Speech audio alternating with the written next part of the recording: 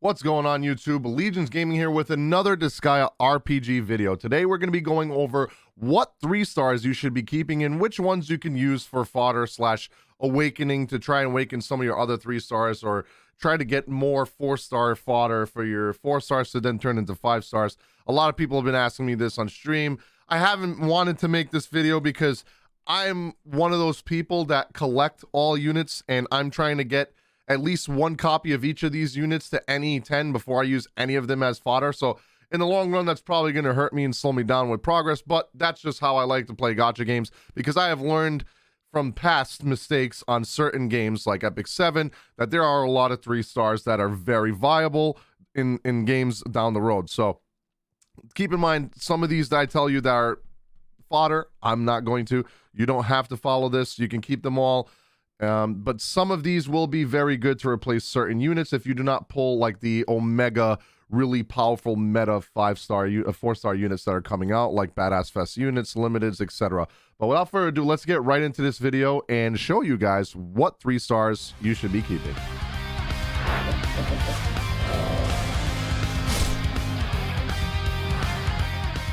Okay, first we're going to start with the most broken one, in my opinion, is Dark Knight. I actually pulled a lot of him the other day on stream. And also keep in mind, I am going to be going through these kind of fast. If you want to look at these yourself, I will leave the link to this wiki down below, and you can check for yourself.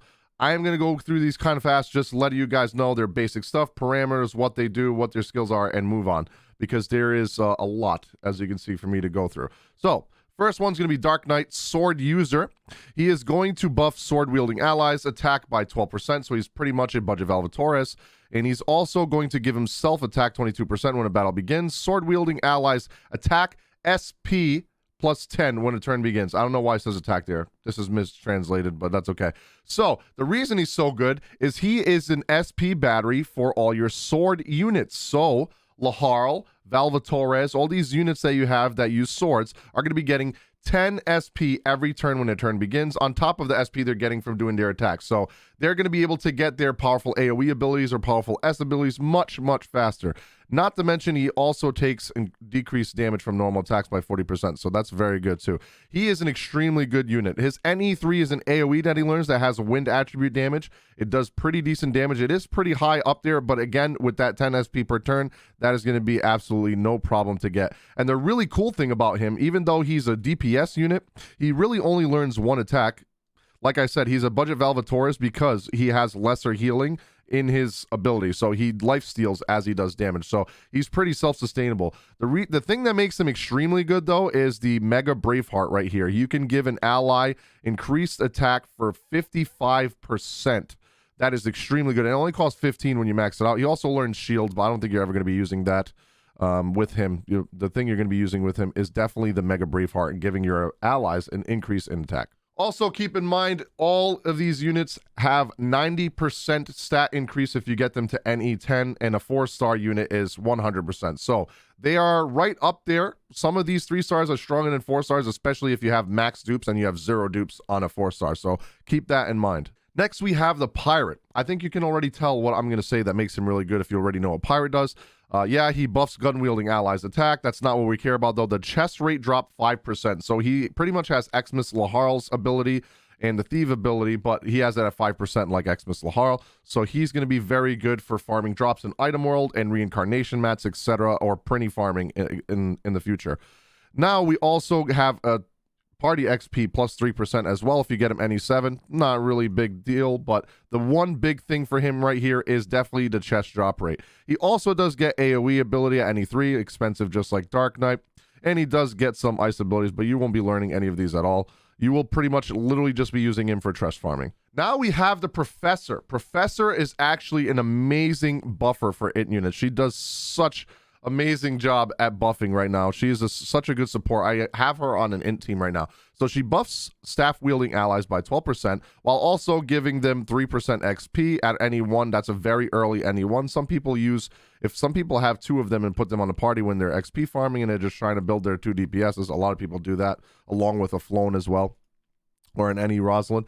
And then at NE5, initial SP plus 18 when a turn begins, a battle begins. So just at the start of battle, she gets 18 SP. And then at NE7, she gets The ally with the highest action gauge, so the fastest ally in your team, gets int plus 35%. So they get a huge buff in int. So especially if you're running this on an int team and that that's the fastest user is your DPS int unit, then that is a very good buff for them. She is also an AoE user with star damage, so she does star damage as well. Pretty good, especially for Overlord Tower. And she does learn a very powerful buff, 75% increase to int and 25% increase to speed. That is absolutely insane for a buffing unit. And she also knows Mega Braveheart, as I explained earlier, 55% attack. But if she's on an int team, you won't be really using this at all. You'll probably be using Magic Boost.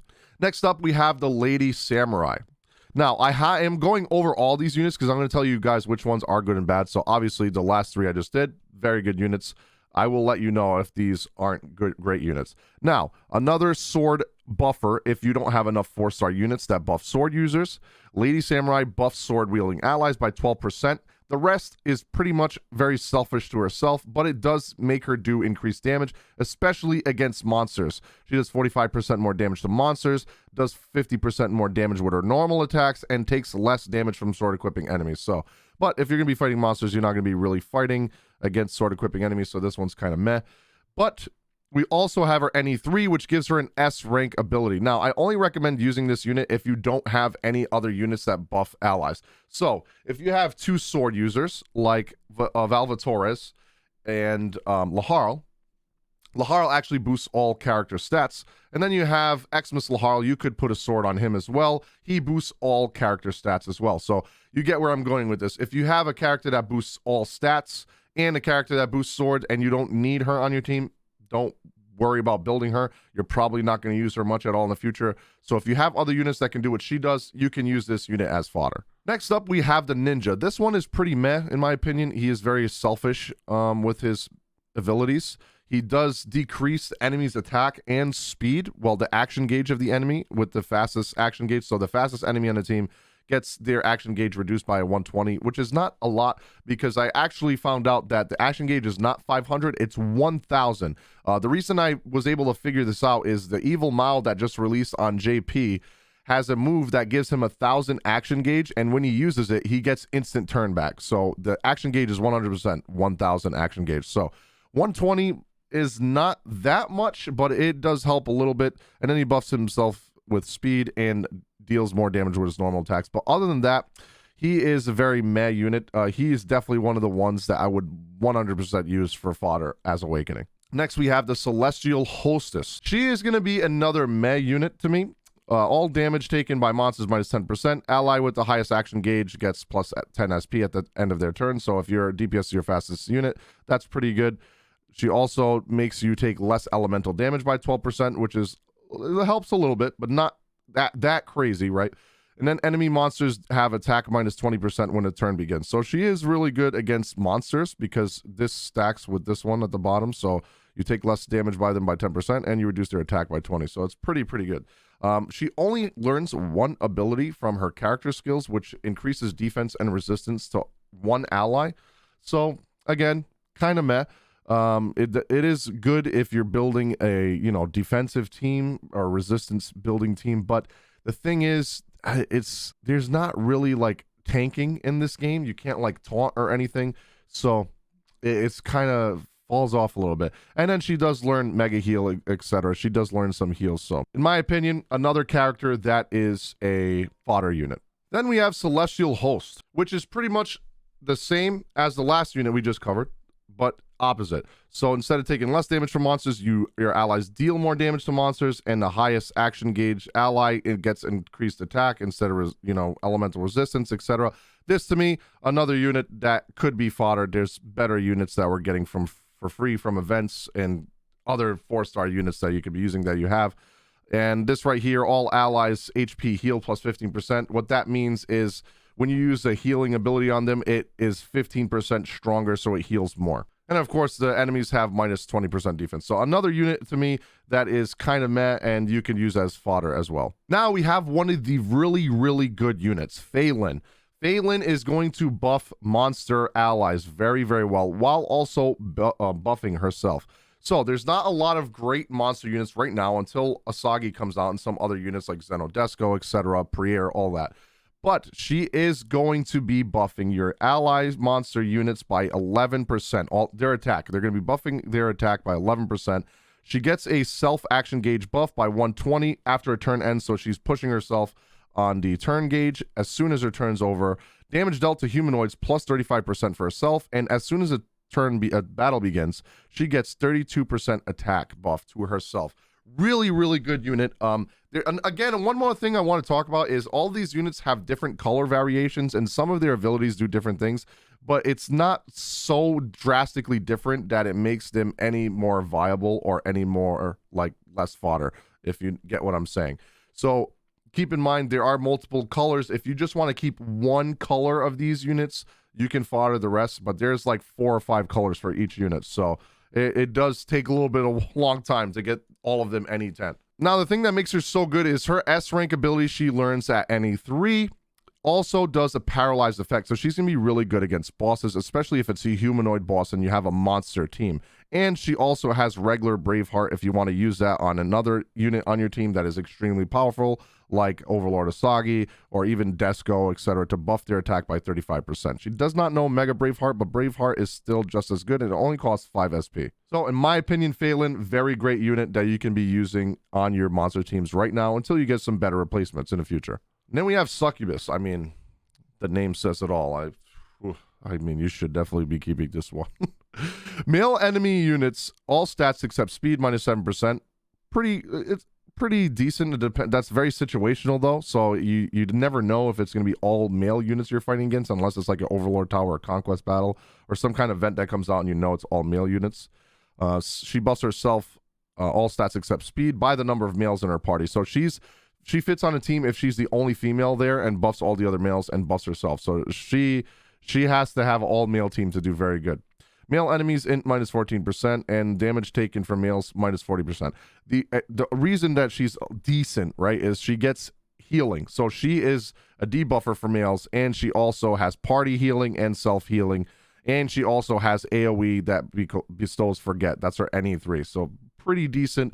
She doesn't have a lot of great magical abilities. She has resist break and Giga Fire, but in my opinion, if you're not a man of culture, then then you could use her as fodder. Now we have Serpent. So we're going to be covering Serpent. He is one of those that buffs water damage for allies and nerfs water damage taken. Very situational, depends if you're building a water team, but I'm sure if you're putting him on a team, you probably don't want a single monster unit on your team with a bunch of humanoids and he's not buffing anything except for water damage and water damage taken. So if he's on a full humanoid team, they're probably not going to be buffing him unless they buff all unit stats like Xmas Laharl and regular Laharl. If you have a Valvatorez, Mao, stuff like that, he won't really be getting any main ability buffs from other units. So very situational. In my opinion, he's going to be another fodder unit. I don't want to go too much into his kit because it's very similar to all other units, and like I said, I will be leaving the link to this down below. I don't want to make this a 30-minute video.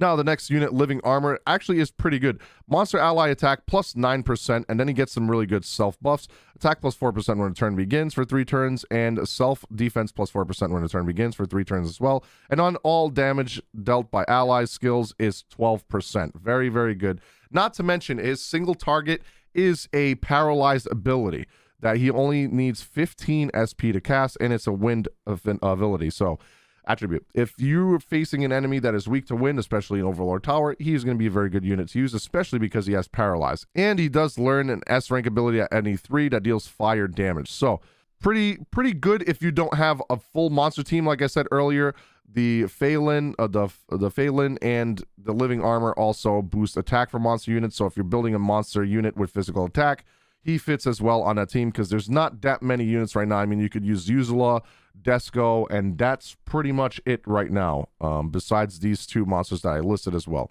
Dragon Zombie, another unit I don't even want to cover that much because he's very meh. He takes less damage from normal attacks, 40%. He takes less damage from gun equipping enemies. He reduces the damage of enemy humanoids by 14%, and AoE damage that he takes is less than 50%, but he doesn't really have any great abilities. His last ability that he gets at NE3 does AoE that paralyzes, but it's very expensive, so it's not as great. And yeah, he's just, to me, not that great of a 3-star unit, which is kind of sad because he's a pretty cool unit, Dragon Zombie. I like to use him in the console games, but yeah, he to me is another fodder unit. Now we have Death. Death is another unit that is actually pretty good for an int team. If you're building an int monster team or even an int team in general. All enemies resistance minus 10%. So you're going to be dealing more intellect damage on them with their lower resistance. All enemies HP healed minus 22%. So they don't heal as well. So that's going to be really good. So if they have a healer on their team, their heals are not going to heal for as strong. Magic monster weapon allies plus 12%. All enemies attack and defense minus 12% when battle begins. He has extreme debuffs. He has a lot of debuffs. Really, really good debuffs. The reason I said the last one, Dragon Zombie, is not that good because of the AoE that he has is very high. This is why. Death has an AoE that bestows Paralyze with only 45 SP. So, makes him much better than saving up for 85 SP. And his S rank is also bestows Forget on enemies, and it's only 65. It is a single target, but still very good if you need Forget for a certain stages or Paralyze. He is a very good debuffer. And if you're building a monster int team right now, he's really good until you get a better replacement in the future. Now we have Horseman. Horseman, in my opinion, is a very, very selfish unit. All he does is buff himself. He does nothing for your teammates at all. He does get some decent attacks, but in my opinion, as you guys are seeing here on the screen, he does not really, I mean, he gets an AoE paralyze ability, sure, but his attacks, his abilities, I mean, are very selfish, and he does absolutely nothing for your team. In my opinion, another unit, if you don't want to save, you could use for fodder. Now we get on to Ninetails, the very strong star damage buffer. All allies star damage dealt plus 12%. She buffs 32% in for herself when a battle begins for 3 turns. She also decreases star damage taken by 40%, and she's immune to Forget. So very, very, very good unit for star teams like Mao. Disgaea also has star damage. There's a lot of units that use star damage in this game. You just got to check out their kit and find out which ones are viable for putting her on a team for. She does have 2 AoEs that she learns. She doesn't have any debuffs or anything. They are pretty expensive, but again, they're star damage, so they're going to be doing a lot more damage. She doesn't have that many crazy debuffs. She just has resist break and magic boost as a buff, so her magic is not really that great, but she does have Gigastar and Megastar. That is cheaper AoE if you want to put Megastar on your units to try and get fast AoE damage done to enemies and try to wipe them out fast. This one, I'm not going to go that great into detail. He's pretty much like the pirate. You're literally only going to be using him for HL farming. It says here 10%, but I'm almost positive that he gets 6%. I think that's a typo. I'm not sure. I'm pretty sure he only gets 6% HL from his ability. I don't know why that says 10. I'm pretty sure on my game it says 6. So you're going to be using him for farming HL, and that's literally it. That's all you're going to be using him for. He's not that great for anything else. So when you're farming HL, put him or a Seraphina on the team, or even if you have like an NE7 Thief, that also gives HL as well. That is what you're going to be using the Noble for. Now we have the Bear. The Bear does boost himself a lot. He also boosts monster ally damage dealt by 12%. So this is the 3rd unit you can put on your team as a monster physical if you have Disgaea and Uzla right now, and that's the only units you have for physical. You could be using this as well. He does boost himself, attack and defense when a battle begins for 3 turns, 16%. Like I said, he boosts monster allies by 12% on their only normal attacks, though. So that's the thing. So he only boosts normal attacks, not just attacks in general. Damage taken from monsters minus 40%, and he does give himself 7 SP when a turn begins. He also has a self-heal, which is kind of good. And other than that, he does have some AoE, but they're kind of expensive. Probably another unit that you could definitely use for fodder. Now we have the Twin Dragons. Twin Dragons are pretty good as well. They're very selfish units, but they actually deal pretty good damage, and they have paralyzed effect on AoE pretty early. Only 45 SP, very good. So they boost themselves attack and int by 20%, attack by 22% when the battle begins for 3 turns, and that stacks with the first one. Then you also getting emblem equipped allies attack plus 12%. That's an equipment, by the way. And self-action gauge plus 120 when a turn begins. So the only time I ever see you guys using a unit like this, obviously he would fit on a monster team. and kind of would fit really good with Disgaea for farming because he paralyzes on his AoE, so he could be very good for dealing damage and not letting the enemies be able to attack you back. So that makes him very, very good for AoE farming, for farming through Item World or Reincarnation Mats, Prinnies, etc. to make it a fast run. He also does learn Braveheart and Armor Break if you ever want to do that. I don't think it's worth using your mana points on that, but yeah. Now we have the Dragon King.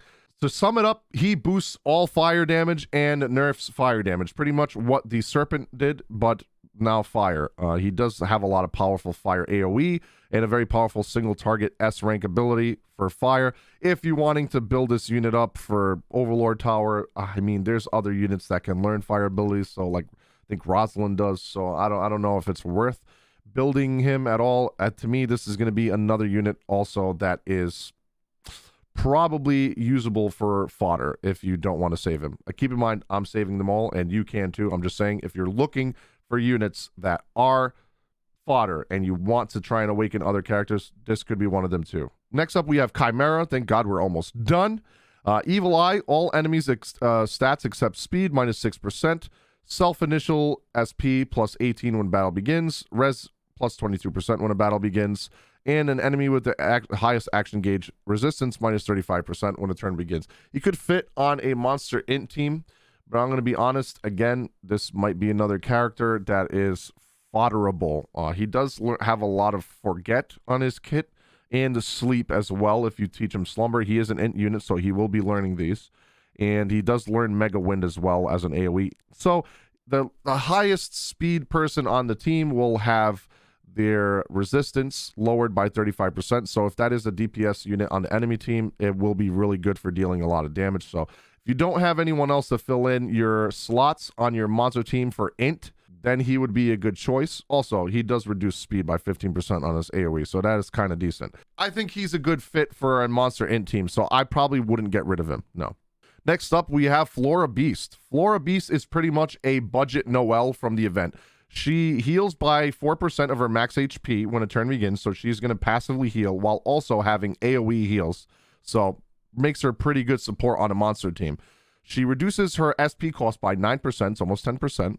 And then she also decreases elemental damage taken by 50%, which makes her very sustainable to keep alive as your healer. So that's very good as well. And then all allies attack it in plus 12% when a turn begins. So only one turn per wave, I believe. Also, her character skills, she does have a party AoE heal based off of her res, really, really good. And she does have an AoE early, only costs 20 SP too, if you want to do some damage with her. But I'd probably recommend saving up for this and just doing normal attacks with her. She does learn an AoE wind ability at NE3. But then again, she's only there for pretty much healing and keeping your team alive, in my opinion. She also does have Mega Magic Boost, which is another thing you could be using her for to increase your party's int by 55%, or she has regular Braveheart as well. Next up, we have Armor Knight. I'm going to be honest with you. Fodder. Instant fodder. She only learns one ability, and all it does is increase a defense of an ally for her character skill. And her NE3 is an S rank attack that also buffs her defense. The thing is, if there was taunting, if she could taunt, that would make her freaking amazing. She does boost all your allies' defense by 10% and then have a bunch of self damage reduction boosts for herself. But like, the thing is, there's no taunting in this game. There's no item that attracts enemies to attack you. There's no taunting. So the defense thing kind of doesn't matter, and all these selfish boosts don't really matter if she's not going to get attacked. So in my opinion, I'm keeping her because, man, look at that design. I would keep one just for the design. And then she just use it for fodder, honestly. Next up, we have Rifle Demon. Again, I'm so sorry that this video has taken so long, but I really want... people have been begging me to make this video and always asking me on streams, what 3 stars do I keep? What 3 stars do I get rid of? So I figured I'd finally make this video for you guys. Piercing Bullet. Rifle Demon is actually really good. So Piercing Bullet reduces enemies' defense by 10% and then also boosts his own action gauge by 120 when a turn ends. Enemies with the highest action gauge get their attack nerfed by 25%, and then all allies' star damage increased by 15%. So he also fits on the team with the Ninetails very, very well. He gets early AoE, 45 damage. His first ability is single target. Every single attack is star damage. Doesn't really have any debuffs or anything, but he does nerf their defense. Keep that in mind. So he stacks well with Desco if you have a Desco dupe to reduce their defense. He also does learn Mega Armor Break, which definitely reduces their defense by a lot, 55%. So if you're doing a single target boss battle, 55% reduced defense is absolutely incredible. Last up on this list, the meme. Prinny version 3. I mean, if you're not keeping him, you're not cultured, okay? So all allies, damage taken minus 10%, actually very good. Self speed plus 13% when a battle begins for 3 turns. Self damage taken from bow equipping enemies minus 40%. And self initial SP plus 18 when a battle begins. I don't remember if he's on the actual pulls right now, the premium banners. But I think there's a way to get more of him in the future. I only have one. So someone tell me down below if they've pulled a dupe of him. I literally only have one. So I've only gotten the one from story or that reward that we got, and that was it. He does have AoE, Prinny Destroyer, and Pringer Beam version 3. I think that's a typo. I think it's Prinny Beam 3, but that's okay. NE plus 3, 85 SP cost AoE, but the other one is a lot cheaper, 35. It's not as strong, but it does its job. He also has speed boost and mega shield. So if you're cultured, you can keep him. If not, you could get rid of him. But I think he's a decent unit. Thank you guys so much for watching this video. I'm sorry that this took so long. Oh man, I'm looking at the time and it took me 35 minutes to record this. I'm going to try to edit this down as short as possible. And again, I don't want to keep you guys. So thank you guys so much for watching this video. Hit that like button if you enjoyed the video, if it helped you out. Subscribe if you haven't already. Ring that notification bell to be part of the notification squad and be notified as soon as a new guide, pull video, etc., any news comes out, and be one of the first ones to hear about it. Thank you guys so much for watching and all the support. I'll see you guys on the next video.